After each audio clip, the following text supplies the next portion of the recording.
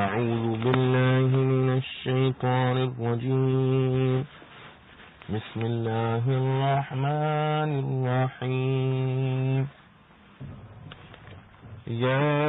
أيها النبي لم تحرم ما أحل الله لك تبتغي مرضات أزواجك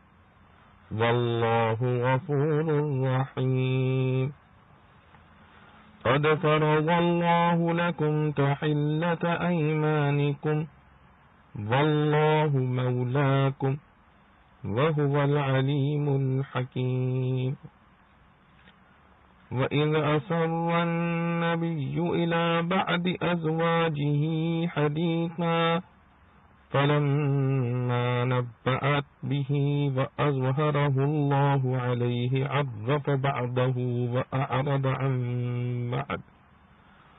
فلما نبأها به قالت من أنبأك هذا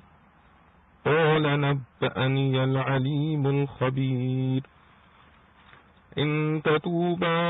إلى الله فقد صغت قلوبكما وإن تظاهرا عليه فإن الله هو مولاه وجبريل وصالح المؤمنين والملائكة بعد ذلك ظهير عسى ربه إن طلقكن أن يبدله أزواجا خيرا منكن مسلمات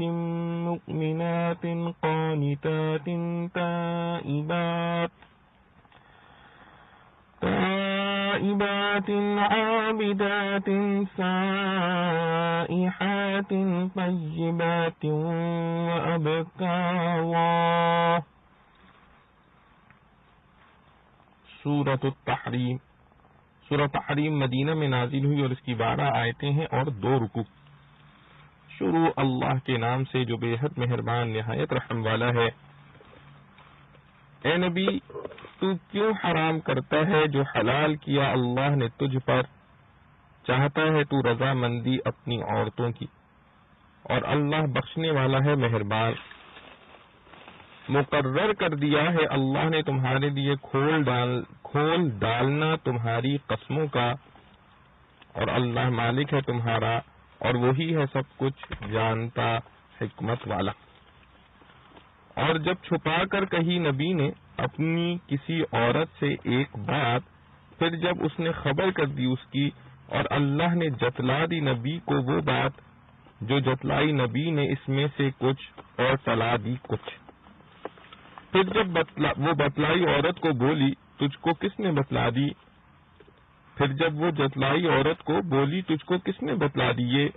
کہا مجھ کو بتایا اس خبر والے واقف نے. اگر تم دونوں توبہ کرتی ہو تو جھک پڑے ہیں دل تمہارے اور اگر تم دونوں چڑھائی کرو گی اس پر تو اللہ ہے اس کا رفیق اور جبرائیل اور نیک بخت ایمان والے اور فرشتے اس کے پیچھے مددگار ہیں. اگر نبی چھوڑ دے تم سب کو ابھی اس کا رب بدلے میں دے دے اس کو عورتیں تم سے بہتر. حکم بردار، یقین رکھنے والیاں، نماز میں کھڑی ہونے والیاں، توبہ کرنے والیاں، بندگی بجا لانے والیاں، روزہ رکھنے والیاں، بیاہیاں اور کنواریاں. خلاصہ تفسیر. اے نبی جس چیز کو اللہ نے آپ کے لیے حلال کیا ہے آپ قسم کھا کر اس کو اپنے اوپر کیوں حرام فرماتے ہیں؟ پھر وہ بھی اپنی بیویوں کی خوشنودی حاصل کرنے کے لیے، یعنی گو کسی مباح کا ترک کر دینا جائز ہے اور اس ترک کا مؤکد بالقسم کرنا بھی کسی مصلحت سے جائز ہے لیکن تاہم خلاف اولا ہے، خصوصاً جبکہ اس کا داعی بھی ضعیف ہو. یعنی بیویوں کی رضا جوئی ایسے امر ہیں جس میں ان کا راضی کرنا ضروری نہ تھا. اور اللہ تعالیٰ بخشنے والا مہربان ہے کہ گناہ تک کو معاف کر دیتا ہے اور آپ سے تو کوئی گناہ بھی نہیں ہوا اس لیے یہ عتاب نہیں بلکہ شفقتاً ورأفتاً آپ سے کہا جاتا ہے کہ آپ نے ایک جائز نفع کو ترک کر کے کیوں تکلیف اٹھائی. اور چونکہ آپ نے قسم کھا لی تھی اس لیے عام خطاب سے قسم کا کفارہ دینے کی نسبت ارشاد فرماتے ہیں کہ اللہ تعالیٰ نے تم لوگوں کے لیے تمہاری قسموں کا کھولنا یعنی قسم توڑنے کے بعد اس کے کفارے کا طریقہ مقرر فرما دیا ہے، اور اللہ تعالیٰ تمہارا کارساز ہے اور وہ بڑا جاننے والا، بڑی حکمت والا ہے۔ اس لیے وہ اپنے علم و حکمت سے تمہاری مصلحتوں اور ضرورتوں کو جان کر تمہاری بہت سی دشواریوں کو آسان کر دینے کے طریقے مقرر فرما دیتا ہے۔ چنانچہ کفارے کے ذریعے قسم کی پابندی کی کلفت کا علاج کر دیا، اور آگے بیویوں کو سناتے ہیں کہ وہ وقت یاد کرنے کے قابل ہے جبکہ پیغمبر صلی اللہ علیہ وسلم نے اپنی کسی بیوی سے چپکے سے ایک بات فرمائی۔ وہ بات یہی تھی کہ میں پھر شہد نہ پیوں گا مگر کسی سے کہنا نہیں۔ پھر جب اس بیوی نے وہ بات دوسری بیوی کو بتلا دی اور پیغمبر کو اللہ تعالی نے بذریعہ وحی اس کی خبر کر دی، تو پیغمبر نے ظاہر کر دینے والی بیوی کو تھوڑی سی بات تو جتلا دی کہ تو نے ہماری یہ بات دوسری سے کہہ دی، اور تھوڑی بات کو ٹال گئے، یعنی آپ کا کرم اس غایت تک کہ ہے کہ اپنے حکم کے خلاف کرنے پر جو بیوی کی شکایت کرنے بیٹھے تو شکایت کے وقت بھی اس کہی ہوئی بات کے پورے اجزاء کا اعادہ نہیں فرمایا کہ تو نے میری یہ بات کہہ دی اور یہ بھی کہہ دی، بلکہ کچھ اجزاء کا ذکر کیا اور کچھ اجزاء کا نہیں کیا، تاکہ جو بیوی مخاطب ہے اس کو گمان ہو کہ ان کو اتنی ہی بات کہنے کی خبر ہوئی ہے، زائد کی نہیں ہوئی، تو شرمندگی کم ہو۔ سو جب پیغمبر نے اس بیوی کو وہ بات جتلائی تو وہ کہنے لگی کہ آپ کو اس کی کس نے خبر دی؟ آپ نے فرمایا کہ مجھ کو بڑے جاننے والے، بڑے خبر رکھنے والے یعنی خدا نے خبر کر دی۔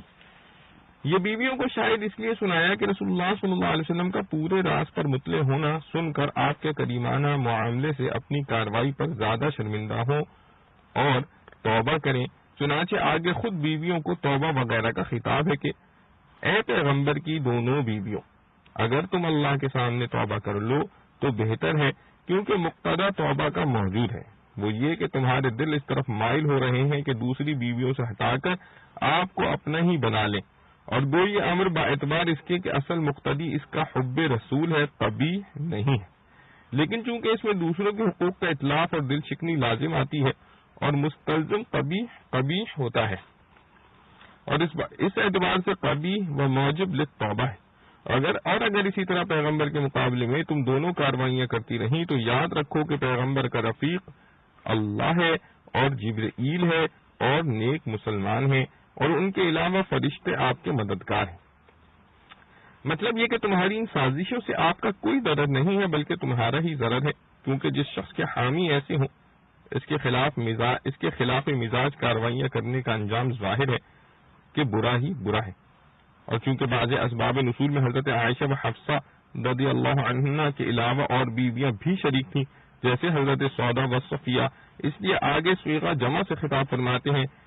کہ تم یہ وسوسہ دل میں نہ لانا کہ آخر تو مرد کو بیویوں کی ضرورت ہوتی ہے اور ہم سے بہتر عورتیں کہاں ہیں، اس لیے چاروں ناچار ہماری سب باتیں صحیح جاویں گی۔ تو یہ سمجھ لو کہ اگر پیغمبر تم عورتوں کو طلاق دے دیں تو ان کا پروردگار بہت جلد تمہارے بدلے ان کو تم سے اچھی بیویاں دے دے گا، جو اسلام والیاں، ایمان والیاں، فرما برداری کرنے والیاں، توبہ کرنے والیاں، عبادت کرنے والیاں، روزہ رکھنے والیاں ہوں گی، کچھ بیوہ اور کچھ کنواریاں۔ بعض مسئلے سے بیوہ بھی مرغوب ہوتی ہے جیسے تجربہ، سلیقہ، ہم عمری وغیرہ، اس لیے اس کو بھی اوصاف رغبت میں شمار فرمایا۔ معارف و مسائل، آیات تحریم کا واقعہ نزول۔ صحیح بخاری وغیرہ میں حضرت عامہ عائشہ رضی اللہ عنہ وغیرہ سے منقول ہے کہ رسول اللہ صلی اللہ علیہ وسلم کا معمول شریف تھا کہ عصر کے بعد کھڑے کھڑے سب بیویوں کے پاس خبر گیری کے لیے تشریف لاتے تھے۔ ایک روز حضرت زینب رضی اللہ عنہ کے پاس معمول سے زیادہ ٹھہرے اور شہد پیا تو مجھ کو رشک آیا، اور میں نے حفصہ رضی اللہ عنہ سے مشورہ کیا کہ ہم میں سے جس کے پاس تشریف لاویں وہ یوں کہے کہ آپ نے مغافیر نوش فرمایا ہے۔ مغافیر ایک خاص قسم کا گوند ہے جس میں کچھ بدبو ہوتی ہے۔ چنانچہ ایسا ہی ہوا۔ آپ صلی اللہ علیہ وسلم نے فرمایا کہ میں نے تو شہد پیا ہے۔ ان بیوی نے کہا کہ شاید کوئی مکھی مغافیر کے درخت پر بیٹھی ہو اور اس کا رس چوسا ہو، اسی وجہ سے شہد میں بھی بدبو آنے لگی۔ رسول اللہ صلی اللہ علیہ وسلم بدبو کی چیزوں سے بہت پرہیز فرماتے تھے، اس لیے آپ نے قسم کھا لی کہ پھر میں نہ شہد پیوں گا، اور اس خیال سے کہ حضرت زینب کا جی برا نہ ہو اس کے اخفا کی تاکید فرمائی، مگر ان بیوی نے دوسری سے کہہ دیا اور بعض روایات میں ہے کہ حضرت حفصہ شہد پلانے والی ہیں اور حضرت عائشہ و سودا و صفیہ صلاح مشورہ کرنے والی، اور بعض روایات میں یہ قصہ دوسری طرح بھی آیا ہے۔ ممکن ہے کہ کئی باتیں ہوں اور ان سب کے بعد یہ آیتیں نازل ہوئی ہوں۔ خلاصہ ان آیت کا یہ ہے کہ اس واقعے میں جو رسول اللہ صلی اللہ علیہ وسلم نے ایک حلال چیز یعنی شہد کو بذریعہ قسم اپنے اوپر حرام کر لیا تھا، یہ فعل جبکہ کسی ضرورت و مصلحت سے ہو تو جائز ہے، گناہ نہیں، مگر اس واقعے میں ضرورت ایسی نہ تھی کہ اس کی وجہ سے آپ صلی اللہ علیہ وسلم خود کوئی تکلیف اٹھاویں اور ایک حلال چیز کو چھوڑ دیں، کیونکہ حضرت صلی اللہ علیہ وسلم نے یہ کام ازواج مطہرات کو راضی کرنے کے لیے کیا تھا، اور ایسے معاملے میں ان کا راضی کرنا آپ کے ذمہ لازم نہ تھا، اس لیے اللہ تعالی نے اجر شفقت و عنایت فرمایا، یا ایھا النبی لم تحرم ما احل اللہ لک تبتغی مرضات ازواجک واللہ غفور رحیم۔ اس آیت میں بھی قرآن کریم کے عام اسلوب کے مطابق رسول اللہ صلی اللہ علیہ وسلم کو آپ کا نام لے کر خطاب نہیں کیا، بلکہ یا ایھا النبی کے لقب سے خطاب فرمایا، جو آپ کا خصوصی اعزاز و اکرام ہے، اور پھر فرمایا کہ اپنی ازواج کی رضا جوئی کے لیے آپ اپنے اوپر ایک حلال چیز کو کیوں حرام کرتے ہیں۔ یہ کلام اگرچہ ازروع شفقت ہوا مگر صورت جواب طلبی کی تھی، جس سے خیال ہو سکتا تھا کہ شاید آپ سے کوئی بڑی غلطی ہو گئی، اس لیے ساتھ ہی فرمایا واللہ غفور رحیم، یعنی اگر گناہ ہوتا بھی تو اللہ تعالی مغفرت اور معاف کرنے والے ہیں۔ مسئلہ کسی حلال چیز کو اپنے اوپر حرام کرنے کی 3 صورتیں ہیں، جن کا مفصل ذکر سورہ مائدہ کی آیت یا ایھا الذین آمنوا لا تحرموا طیبات ما احل اللہ لکم کے تحت معرف القرآن جلد سوم میں آ چکا ہے، جس کا خلاصہ یہ ہے کہ اگر کوئی شخص کسی حلال قطعی کو عقیدتاً حرام قرار دے تو یہ کفر اور گناہ عظیم ہے، اور اگر عقیدتاً حرام نہ سمجھے مگر بلا کسی ضرورت و مصلحت کے قسم کھا کر اپنے اوپر حرام کر لے تو یہ گناہ ہے۔ اس قسم کو توڑنا اور کفارہ ادا کرنا اس پر واجب ہے، جس کا ذکر آگے آتا ہے، اور کوئی ضرورت و مصلحت ہو تو جائز مگر خلاف اولا ہے۔ اور تیسری صورت یہ ہے کہ نہ عقیدتاً حرام سمجھے نہ قسم کھا کر اپنے اوپر حرام کرے مگر عملاً اس کو ہمیشہ ترک کرنے کا دل میں عزم کر لے۔ یہ عزم اگر اس نیت سے کرے کہ اس کا دائمی ترک باعث ثواب ہے تب تو یہ بدعت اور رہبانیت ہے جو شرعاً گناہ اور مذموم ہے، اور اگر ترک دائمی کو ثواب سمجھ کر نہیں بلکہ اپنی کسی جسمانی یا روحانی مرض کے علاج کے طور پر کرتا ہے تو بلا کراہت جائز ہے۔ بعض صوفیہ کرام سے جو ترک لذائذ کی حکایتیں منقول ہیں وہ اسی صورت پر محمول ہیں۔ واقعہ مذکورہ میں رسول اللہ صلی اللہ علیہ وسلم نے قسم کھا لی تھی، نزول آیت کے بعد اس قسم کو توڑا اور کفارہ ادا فرمایا، جیسے کہ در منصور کی روایت میں ہے کہ آپ صلی اللہ علیہ وسلم نے ایک غلام کفارہ قسم میں آزاد کیا۔ قد فرض اللہ لکم تحلۃ ایمانکم، یعنی اللہ تعالیٰ نے ایسی صورتوں میں جہاں قسم کا توڑنا ضروری یا مستحسن ہو تمہاری قسموں سے حلال ہونے یعنی قسم توڑ کر کفارہ ادا کرنے کا راستہ نکال دیا ہے، جس کا ذکر دوسری آیات میں مفصل ہے۔ وَإِذْ أَسَرَّ النَّبِيُّ إِلَىٰ بَعْضِ أَزْوَاجِهِ حَدِيثًا، یعنی جبکہ نبی کریم صلی اللہ علیہ وسلم نے اپنی کسی بیوی سے ایک راز کی بات کہی، وہ راز کی بات صحیح اور اکثر روایات کی روح سے یہی تھی کہ آپ نے حضرت زینب رضی اللہ تعالی عنہا کے پاس جو شہد پیا اور دوسرے ازواج کو بھاری معلوم ہوا، اور آپ صلی اللہ علیہ وسلم نے ان کو راضی کرنے کے لیے شہد نہ پینے کی قسم کھا لی، مگر یہ فرمایا کہ اس کی کسی کو خبر نہ ہو تاکہ زینب رضی اللہ عنہا کو رنج نہ پہنچے، مگر اس بیوی نے یہ راز دوسری پر ظاہر کر دیا جس کا ذکر اگلی آیت میں ہے۔ اس راز کی بات کے متعلق دوسری روایات میں اور بھی چند چیزیں منقول ہیں، مگر اکثر اور صحیح روایات میں یہی ہے جو لکھا گیا۔ فَلَمَّا نَبَّأَتْ بِهِ وَأَظْهَرَهُ اللَّهُ عَلَيْهِ عَرَّفَ بَعْضَهُ وَأَعْرَضَ عَن بَعْضٍ، یعنی جب اس بیوی نے وہ راز کی بات دوسری بیوی سے کہہ ڈالی اور اللہ تعالیٰ نے رسول اللہ صلی اللہ علیہ وسلم کو اس کی خبر کر دی کہ اس نے آپ کا راز فاش کر دیا، تو آپ صلی اللہ علیہ وسلم نے اس بیوی سے افشا راز کا شکوہ تو کیا مگر پوری بات نہیں کھولی۔ یہ حضرت صلی اللہ علیہ وسلم کا کرم اور حسن خلق تھا کہ پوری بات کھولنے سے ان کو زیادہ خجالت اور شرمندگی ہوگی۔ جس بیوی سے راز کی بات کہی گئی تھی وہ کون تھی اور جس پر راز ظاہر کیا وہ کون؟ قرآن کریم نے اس کو بیان نہیں کیا۔ اکثر روایات حدیث سے معلوم ہوتا ہے کہ راز کی بات حضرت حفصہ رضی اللہ عنہا سے کہی گئی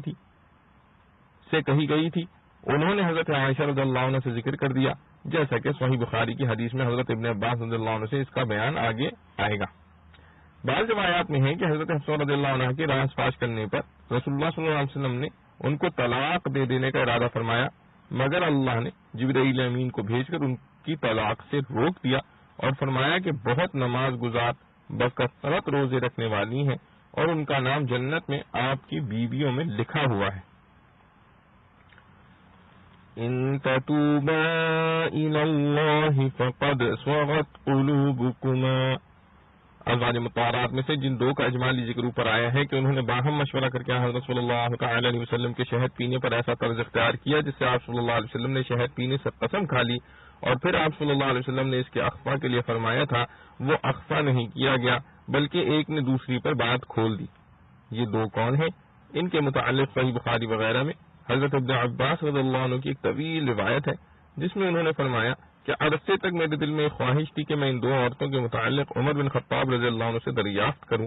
جن کے متعلق قرآن میں آیا ہے ان تتوبا الی اللہ۔ یہاں تک ایک موقع آیا کہ عمر بن خطاب رضی اللہ عنہ حج کے لیے نکلے اور میں شریک سفر ہو گیا۔ دوران سفر میں ایک روز عمر بن خطاب رضی اللہ عنہ قضائے حاجت کے لیے جنگل کی طرف تشریف لے گئے اور واپس آئے تو میں نے وضو کے لیے پانی کا انتظام کر رکھا تھا۔ میں نے آپ کے ہاتھوں پر پانی ڈالا اور وضو کراتے ہوئے میں نے سوال کیا کہ یہ دو عورتیں جن کے متعلق قرآن میں ان تتوبا آیا ہے کون ہیں؟ حضرت عمر رضی اللہ عنہ نے فرمایا آپ سے تعجب ہے کہ آپ کو خبر نہیں، یہ دونوں عورتیں حفصہ اور عائشہ ہیں رضی اللہ عنہ۔ اس کے بعد حضرت عمر رضی اللہ عنہ نے اپنا ایک طویل قصہ اس واقعے سے متعلق ذکر فرمایا جس میں اس واقعے کے پیش آنے سے پہلے کے کچھ حالات بھی بیان فرمائے جن کی پوری تفسیر مظہری میں ہے۔ آیت مذکورہ میں ان دونوں ازواج مطہرات کو مستقل خطاب کر کے ارشاد فرمایا کہ اگر تم توبہ کرو جیسا کہ اس واقعے کا تقاضا ہے کہ تمہارے دل حق سے مائل ہو گئے،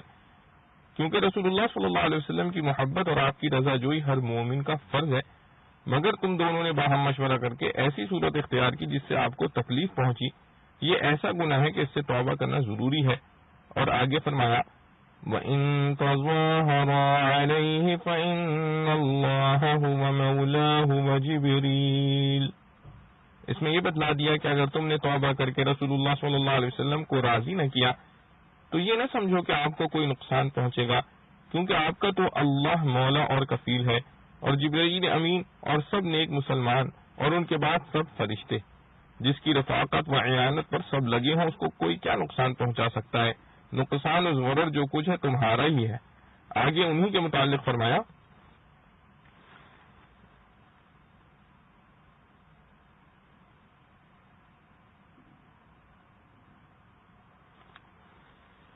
عَسَى رَبُّهُ إِن طَلَّقَكُنَّ أَن يُبْدِلَهُ أَزْوَاجًا خَيْرًا مِّنكُنَّ، اس میں عورتوں کے اس خیال کا جواب ہے کہ اگر ہمیں طلاق دے دی تو ہم جیسی دوسری عورتیں شاید آپ کو نہ ملیں۔ حاصل ارشاد کا یہ ہے کہ اللہ تعالیٰ کی قدرت سے کیا چیز باہر ہے، اگر وہ تمہیں طلاق دے دیں تو وہ تم جیسی ہی نہیں بلکہ تم سے بہتر عورتیں عطا فرما دے گا۔ اس لیے یہ لازم نہیں آیا کہ ان سے بہتر عورتیں اس وقت موجود تھیں، ہو سکتا ہے کہ اس وقت نہ ہو، اور جب ضرورت پڑے اللہ تعالیٰ دوسری عورتوں کو ان سے بہتر بنا دیں۔ ان آیات میں جیسا کہ خاص ازواج مطہرات کے اعمال و اخلاق کی اصلاح اور ان کی تعریب و تربیت کا بیان تھا، آگے عام مومنین کو اس کا حکم دیا گیا ہے۔ یا ایھا الذین آمنوا قوا انفسکم واہلیکم نارا وقودها الناس والحجارة علیہا ملائکۃ غلاظ شداد لا یعصون اللہ ما امرهم ویفعلون ما یؤمرون۔ یا ایھا الذین کفروا لا تعتذروا اليوم انما تجزون ما کنتم تعملون۔ اے ایمان والو،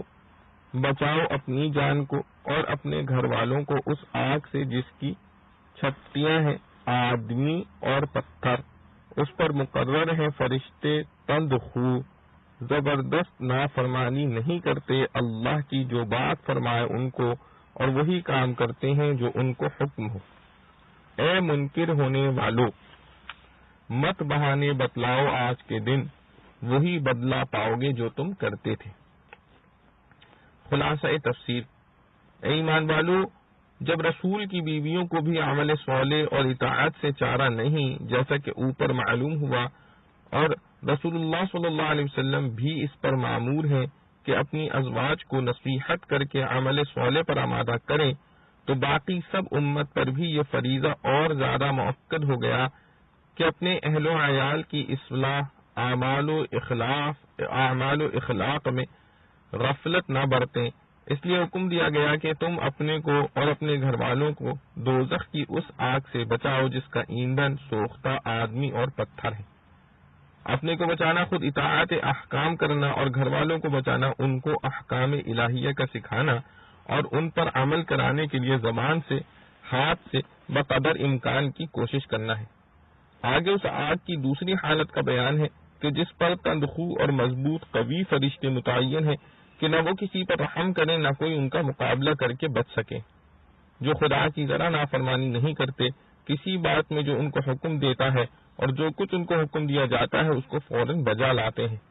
غرض اس دوزخ پر ایسے فرشتے مقرر ہیں جو کافروں کو دوزخ میں داخل کر کے چھوڑیں گے، اور اس وقت کافروں سے کہا جائے گا کہ اے کافرو، تم آج عذر و معذرت مت کرو کہ بے سود ہے، بس تم کو تو اسی کی سزا مل رہی ہے جو کچھ تم دنیا میں کیا کرتے تھے۔ معارف و مسائل، قُوا أَنفُسَكُمْ وَأَهْلِيكُمْ، اس آیت میں عام مسلمانوں کو حکم ہے کہ جہنم کی آگ سے اپنے آپ کو بھی بچائیں اور اپنے اہل و عیال کو بھی۔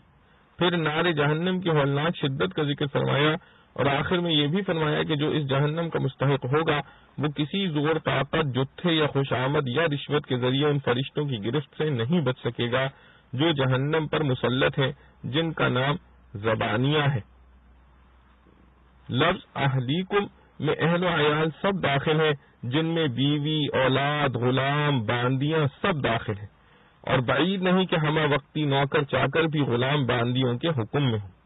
ایک روایت میں ہے کہ جب یہ آیت نازل ہوئی تو حضرت عمر بن خطاب رضی اللہ عنہ نے عرض کیا، یا رسول اللہ صلی اللہ علیہ وسلم، اپنے آپ کو جہنم سے بچانے کی فکر تو سمجھ میں آ گئی کہ ہم گناہوں سے بچیں اور احکام الہیہ کی پابندی کریں، مگر اہل و عیال کو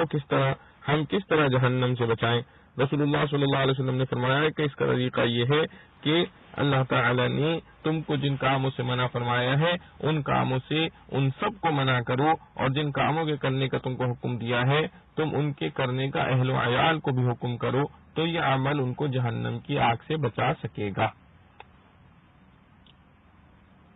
بیوی اور اولاد کی تعلیم و تربیت ہر مسلمان پر فرض ہے۔ حضرات فقہا نے فرمایا کہ اس آیت سے ثابت ہوا کہ ہر شخص پر فرض ہے کہ اپنی بیوی اور اولاد کو فرائض شرعیہ اور حلال و حرام کے احکام کی تعلیم دے اور اس پر عمل کرانے کے لیے کوشش کرے۔ ایک حدیث میں ہے کہ اللہ تعالیٰ اس شخص پر اپنی رحمت نازل کرے جو کہتا ہے کہ اے میرے بیوی بچوں، تمہاری نماز، تمہارا روزہ، تمہاری زکوٰۃ، تمہارا مسکین، تمہارا یتیم، تمہارے پڑوسی، امید ہے کہ اللہ تعالیٰ ان سب کو اس کے ساتھ جنت میں جمع فرمائیں گے۔ تمہاری نماز، تمہارا روزہ وغیرہ فرمانے کا مطلب یہ ہے کہ ان چیزوں کا خیال رکھو، اس میں غفلت نہ ہونے پائے، اور مسکینکم، یتیمکم وغیرہ فرمانے کا مطلب یہ ہے کہ ان کے جو حقوق تمہارے ذمے ہیں ان کو خوشی اور پابندی سے ادا کرو۔ اور بعض بزرگوں نے فرمایا کہ قیامت کے دن سب سے زیادہ عذاب میں وہ شخص ہوگا جس کے اہل و عیال دین سے جاہل و غافل ہوں۔ عام مومنین کی نصیحت کے بعد کفار کو خطاب ہے کہ اب تمہارا کیا ہوا تمہارے سامنے آ رہا ہے، تمہارا کیا ہوا تمہارے سامنے آ رہا ہے، اب کوئی عذر کسی کا قبول نہیں کیا جا سکتا۔ یا ایھا الذین کفروا لا تعتذروا اليوم، کا یہی مطلب ہے۔ یا ایھا الذین آمنوا توبوا الی اللہ توبۃ نصوحا عسى ربكم أن يكفر عنكم سيئاتكم ويدخلكم جنات تجري من تحتها الأنهار يوم لا يخزي الله النبي والذين آمنوا معه نورهم يسعى بين أيديهم وبأيمانهم يقولون ربنا أتمم لنا نورنا واغفر لنا إنك على كل شيء قدير يا أيها النبي جاهد الكفار والمنافقين واغلظ عليهم ومأواهم جهنم وبئس المصير ضرب الله مثلا للذين كفروا امرأة نوح وامرأة لوط كانتا تحت عبدين من عبادنا صالحين فخانتاهما فلم يغنيا عنهما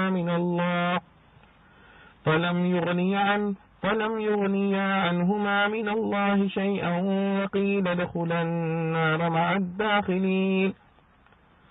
وضرب الله مثلا للذين آمنوا امرأة فرعون إذ قالت رب ابن لي عندك بيتا في الجنة ونجني من فرعون وعمله ونجني من القوم الظالمين ومريم ابنة عمران التي أحصنت فرجها فنفخنا فيه من روحنا وصدقت بكلمات ربها وكتبه وكانت من القانتين۔ اے ایمان والو، توبہ کرو اللہ کی طرف صاف دل کی توبہ۔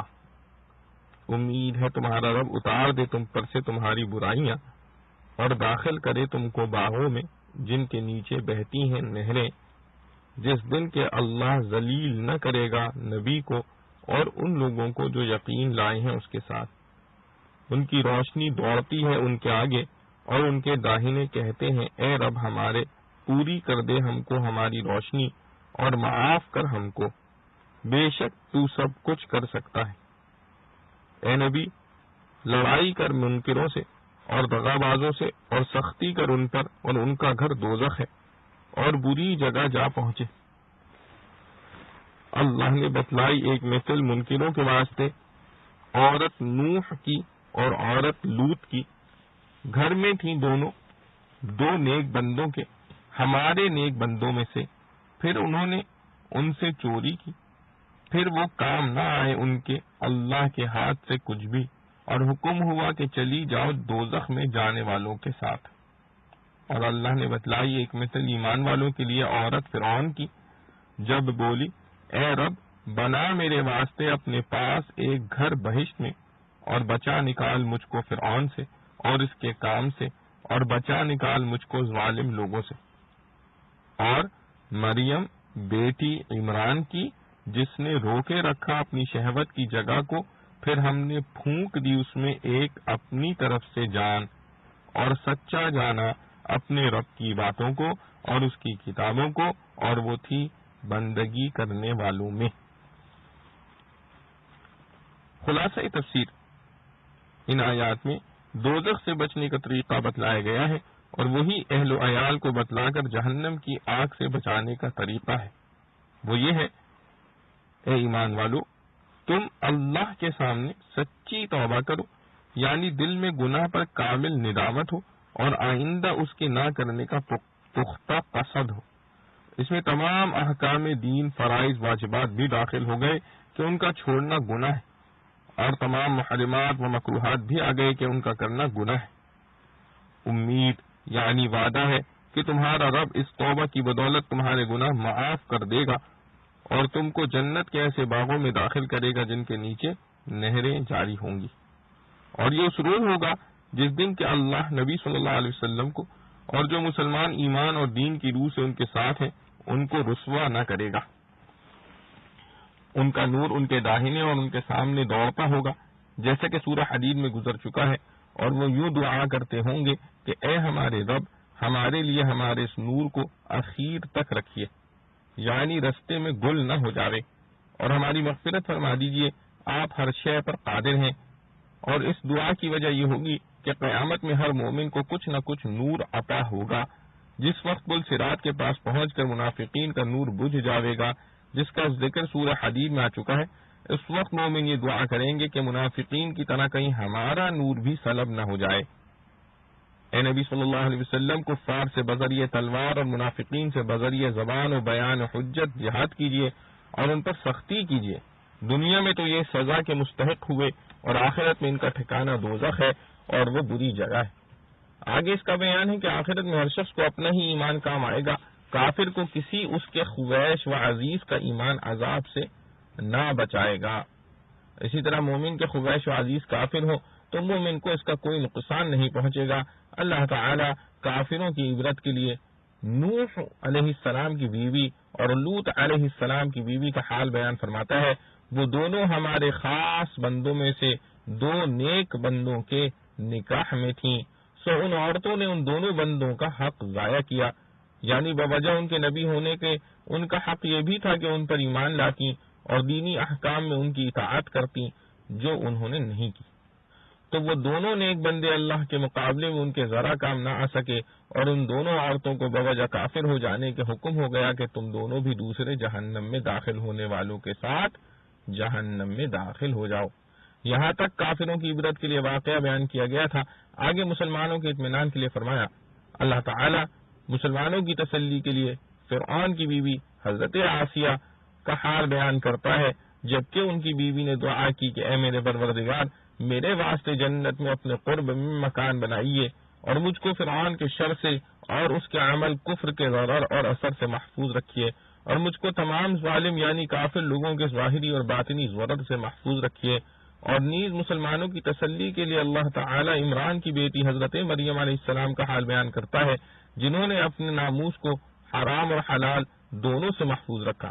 سو ہم نے ان کے چاہ کے گریبان میں بواسطہ جبرائیل علیہ السلام اپنی روح پھونک دی، اور انہوں نے اپنے پروردگار کے پیغاموں کی جو ملائکہ کے ذریعے پہنچے تھے اور اس کی کتابوں کی جن میں تورات و انجیل بھی ہیں تصدیق کی۔ یہ بیان ہے ان کے عقائد کا، اور وہ اطاعت والوں میں سے تھیں۔ یہ بیان ہے ان کے اعمال کا۔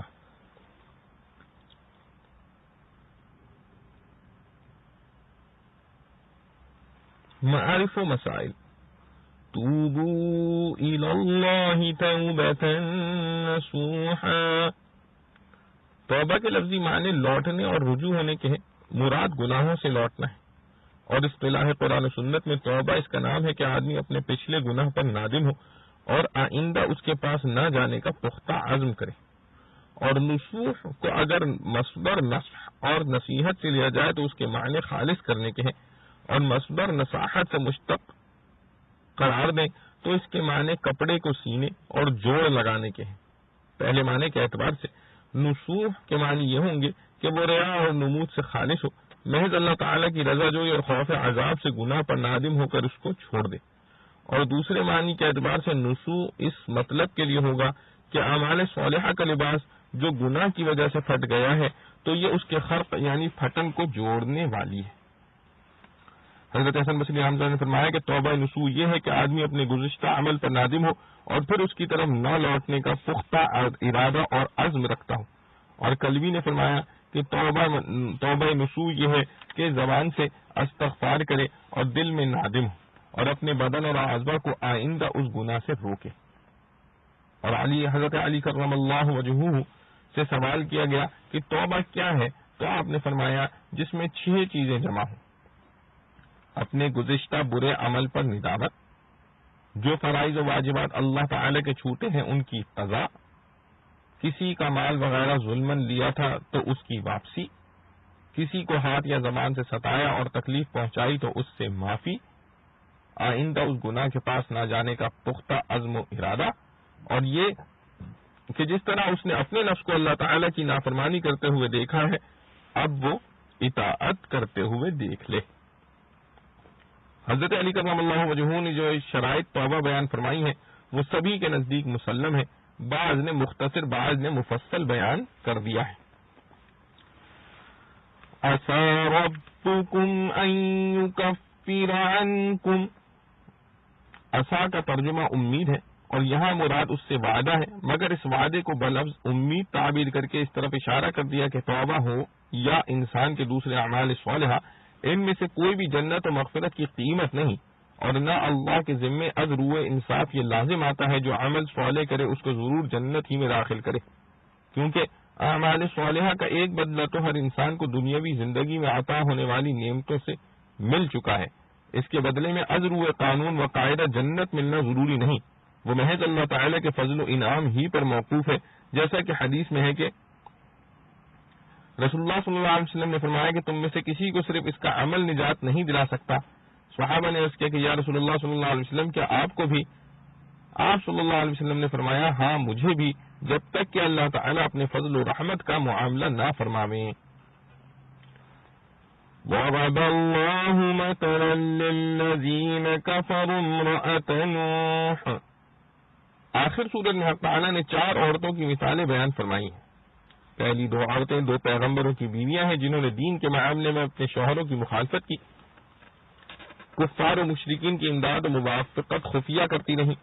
اس کے نتیجے میں جہنم میں گئے. اللہ کے مقبول و برگزیدہ پیغمبروں کی زوجیت بھی ان کو عذاب سے نہ بچا سکی. ان میں ایک حضرت نوح علیہ السلام کی بیوی ہے جن کا نام واغلہ بیان کیا گیا ہے، اور دوسری حضرت لوط علیہ السلام کی بیوی جس کا نام والہہ کہا گیا ہے. ان کے ناموں میں اور بھی مختلف اقوال ہیں. تیسری وہ عورت ہے جو سب سے بڑے کافر خدائی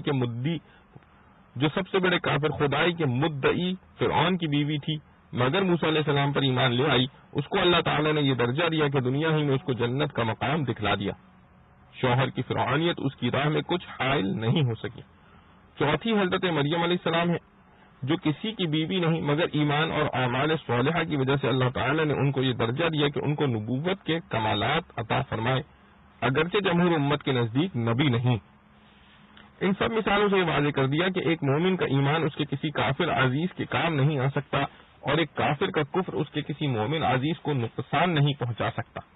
اس لیے انبیاء و اولیاء کی بیویاں اس پر بے فکر نہ ہو کہ ہمیں ہمارے شوہروں کی وجہ سے نجات ہو ہی جائے گی،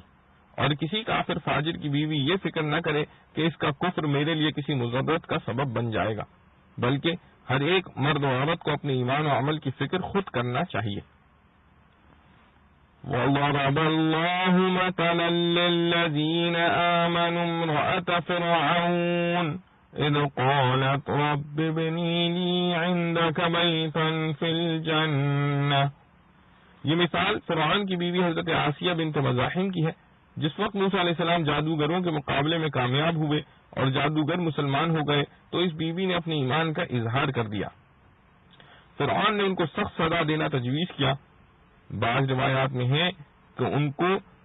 چومیخا کر کے سینے پر بھاری پتھر رکھ دیا، یعنی چاروں ہاتھوں پیروں میں میخیں گاڑ دیں کہ حرکت نہ کر سکیں. اس حالت میں انہوں نے اللہ تعالی سے دعا کی کہ جو اس آیت میں مذکور ہے، اور بعض روایات میں ہے کہ یہ تجویز کیا کہ اوپر سے بہت بھاری پتھر ان کے سر پر ڈال دیا جائے. ابھی ڈالنے نہیں پائے تھے کہ انہوں نے دعا کی اور اللہ تعالی نے ان کی روح قبض کر لی. پتھر جسم میں بے جان پر گرا اور دعا میں یہ فرمایا کہ میرے رب جنت میں اپنے پاس گھر بنا دے. اللہ تعالی نے دنیا ہی میں ان کو جنت کا گھر دکھلا دیا. وصدقت بكلمات ربها وكتبه. کلمات رب سے مراد اللہ کے نازل کردہ صحیفے ہیں جو انبیاء علیہ السلام پر اترتے ہیں، اور کتب سے مراد معروف آسمانی کتابیں انجیل، زبور، تورات ہیں. وكانت من القانتين. قانت کی جمع ہے جس کے معنی عابد کے ہیں، جو اپنی عبادت و طاعت پر مداومت کرتا ہے. یہ حضرت مریم کی صفت ہے. حضرت ابو موسیٰ رضی اللہ عنہ کی حدیث ہے کہ رسول اللہ صلی اللہ علیہ وسلم نے فرمایا کہ مردوں میں سے بہت لوگ کامل و مکمل ہوئے ہیں، مگر عورتوں میں سے صرف آسیہ فرعون کی بیوی اور مریم بنت عمران کامل ہوئی. ظاہر یہ ہے کہ مراد کمالات نبوت ہیں کہ باوجود عورت ہونے کے ان کو حاصل ہوئے. واللہ عالم. اللہ رب العزت سے دعا ہے جو کچھ پڑھا سنا گیا ہمیں اس پر عمل کرنے کی توفیق نصیب فرمائے. وآخر دعوانا ان الحمد للہ رب العالمین. سبحان ربک رب العزت عما یصفون وسلام علی المرسلین الحمد للہ رب العالمین. ربنا تقبل منا انك انت السميع العليم وتب علينا انك انت التواب الرحيم.